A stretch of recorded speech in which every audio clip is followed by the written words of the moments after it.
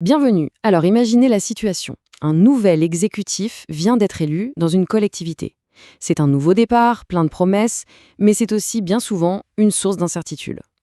Et la grande question qui se pose, c'est qu'est-ce qu'on fait des règles internes? C'est un peu un guide de survie post-élection qu'on va décortiquer ensemble aujourd'hui. Voilà la question qui brûle toutes les lèvres, surtout dans les services RH. Les élections sont passées, une nouvelle équipe prend les rênes. Est-ce que ça veut dire que tout ce qui a été décidé avant, hop, part à la poubelle? Est-ce qu'on remet vraiment les compteurs à zéro? C'est précisément ce qu'on va éclaircir. Bon, alors reprenons depuis le début. Un nouveau mandat, c'est, par définition, de nouvelles ambitions, une nouvelle vision politique. Mais est-ce que ça implique forcément de faire table rase de toutes les règles de gestion du personnel? C'est une vraie source d'inquiétude pour les agents, et pour les nouveaux élus, c'est une question éminemment stratégique.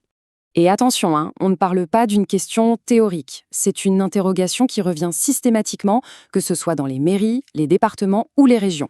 À chaque renouvellement d'équipe, c'est la même angoisse qui pointe. Il faut donc une réponse qui soit non seulement claire, mais surtout juridiquement en béton. La clé de tout ce mystère, elle tient en 3 lettres. LDG, pour ligne directrice de gestion. Pensez-y comme le mode d'emploi, la notice d'utilisation des ressources humaines dans la fonction publique. Alors voyons un peu comment ça marche. En gros, les LDG, c'est le carnet de route stratégique des RH. Depuis une loi de 2019 sur la transformation de la fonction publique, ce document est devenu absolument central. Il fixe noir sur blanc la vision à long terme de la collectivité pour ses agents. Et le point crucial, c'est que ce cadre est justement pensé pour s'inscrire dans la durée. Concrètement, qu'est-ce qu'on trouve là-dedans? Eh bien, il y a 2 gros morceaux. D'un côté, la stratégie globale, comment on pilote les effectifs, comment on anticipe les besoins de demain. Et de l'autre, des choses très concrètes pour les agents. Sur quels critères sont décidées les promotions, comment on valorise les parcours professionnels. C'est donc un document qui a un impact direct et bien réel sur la carrière de chacun. Et c'est là que les choses deviennent intéressantes. Parce qu'il y a une idée reçue, une sorte de légende urbaine administrative, qui circule sur le sort de ces LDG après une élection. Un mythe qu'il est grand temps de déconstruire. Voilà le cœur du sujet. D'un côté, l'idée reçue.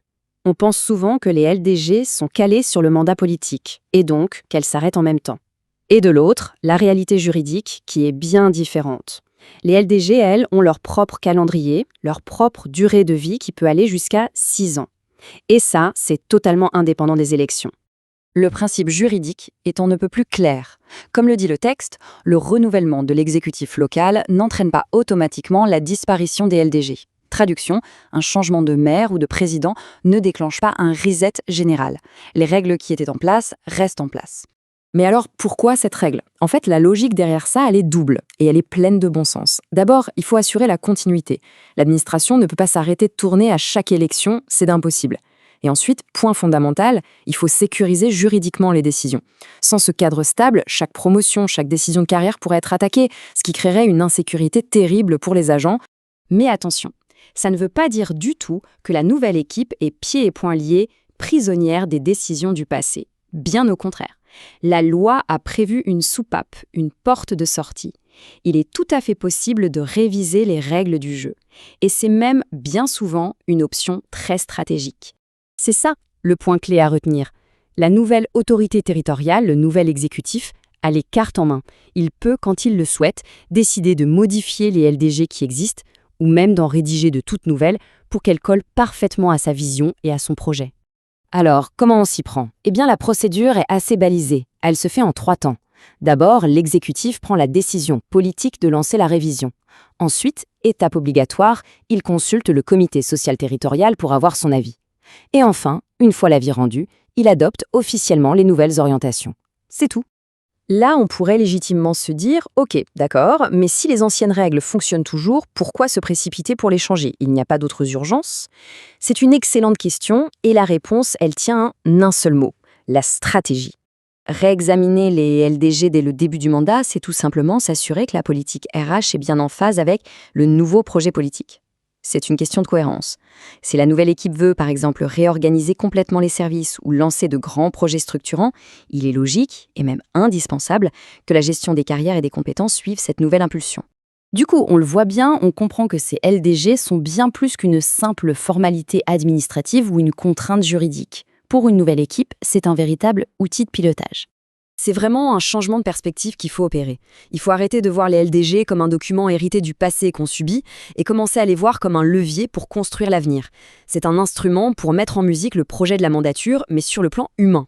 Très concrètement, se pencher sur les LDG, ça permet de clarifier les nouvelles priorités, de donner de la visibilité et de la transparence aux agents sur ce qui les attend, et bien sûr, de sécuriser juridiquement toutes les décisions.